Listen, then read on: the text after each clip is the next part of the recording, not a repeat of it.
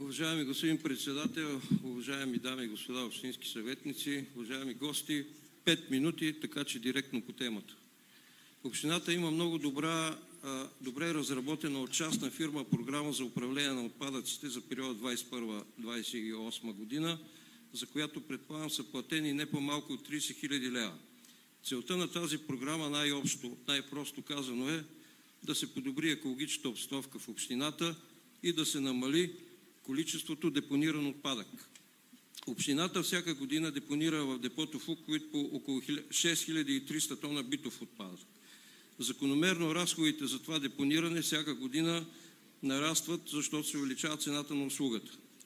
И по тази причина преди 2 месеца, мисля, вие дигнахте такса битови отпадъци с около 20%. Колеги, не знам дали ви е известно, че капацитета на депото в Луковит вече е почти запълнен и ще може да се използва най-много след някаква реконструкция още 2-3 години. За разширяването му са необходими милиони левове, част от които ще трябва да плаща и общината.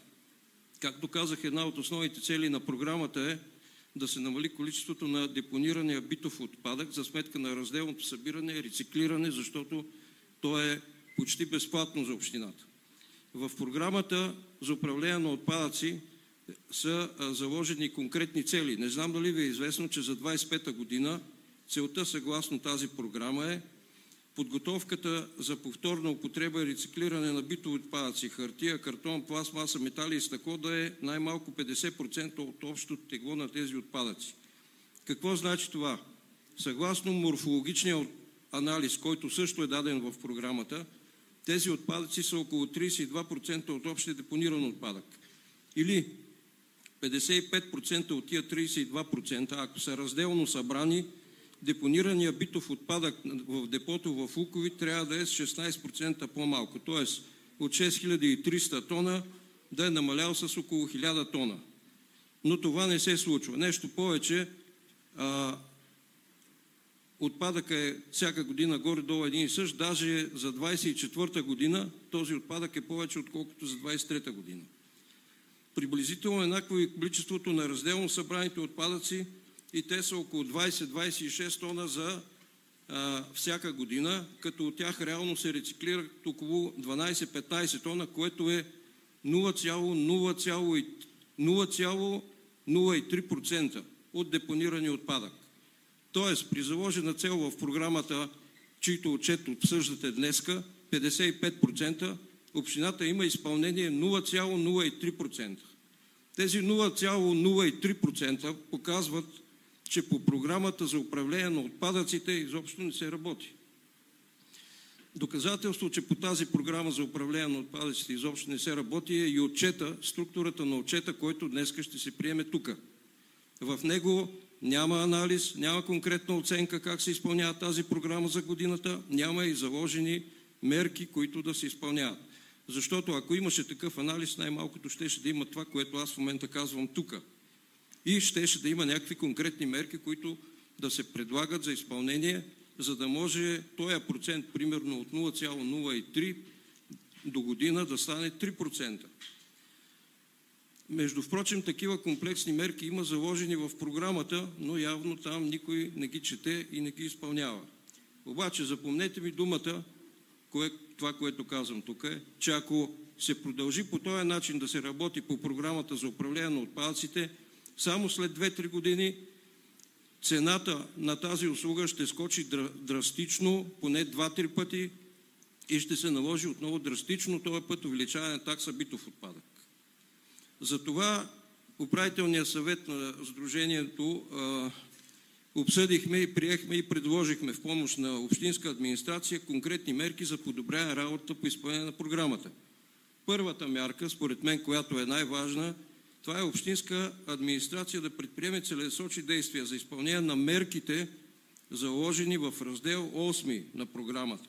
А този раздел гласи: система за наблюдение, контрол и отчитане изпълнението на общинската програма за управление на отпадъците с оглед проследяване напредъка по постигане на определените цели, срокови и ресурси за навременно предприемане на необходимите действия по преодоляване на възникналите проблеми при реализация на мерките, при постигане на програмните цели, а при необходимост и предприемане действия за актуализиране на програмата.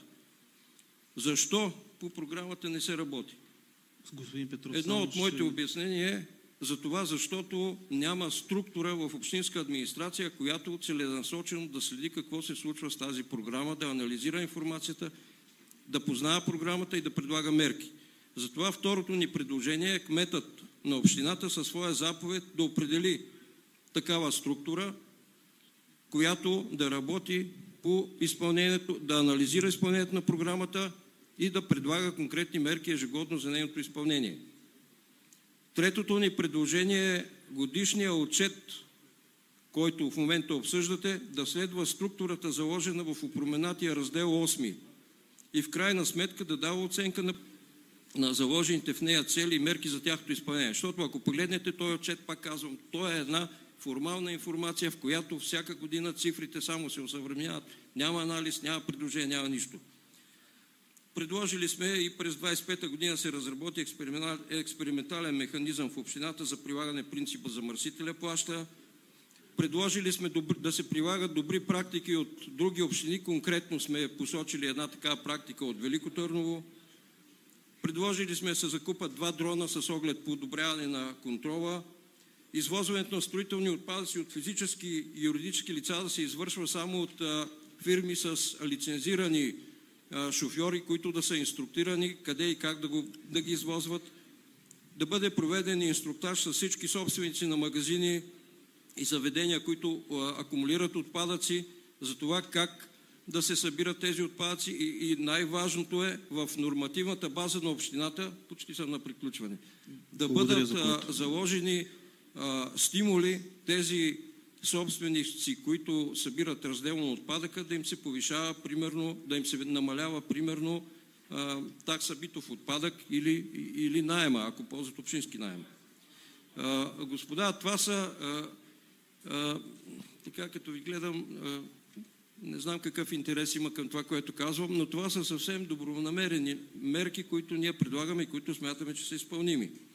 И накрая, общината е кандидатствала за изграждане на общинско депо за биоразградими отпадъци в землището на село Горник. По този въпрос се говореше още през мандата на кмета господин Костадинов, но тая информация е потънала в някаква мъгла. Това, което успях да разбера е, че става въпрос за проект на общината около 4 милиона лева, около 40% от които тя да се финансират с общински средства, като в района на землището на Горник да се изгради депо за компостиране на биоразградим отпадък. Такова депо обаче с емкост около 2000 тона има на депото в Луковит. Трябва много добре да се прецени какъв е смисъла на изграждане на това депо, за да не стане то златно за общината, така както златен стана пътя Девенци-Телиш. Защото знаете, че когато един проект се финансира по европейска програма, там има финансови корекции, има финансови санкции, има коригиране на резултатите и така.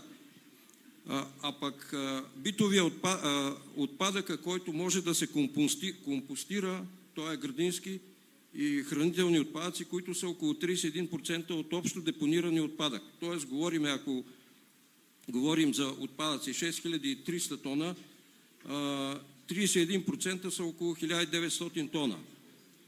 Има и едно друго елегантно решение, което също е заложено в програмата, а именно на хората да се раздадат безплатно компостери, както това беше направено от община Луковит, но разбира се след една добра информационна кампания, за да знаят те какво да правят, защото чрез тия компостери се използват за разграждане на биоразградими отпадък и се използват за тор в собствените градини. Тоест, тук могат да се спестят поне 1000 тона, които няма да се налага да се изваждат да се разкарват по депата. И моя съвет е тези въпроси се обсъдят в Общинския съвет, включително ако трябва да се проведе един семинар по изучаване на програмата и по този проект, за да може общината да върви напред. Благодаря, господин Петров. Включих ли се?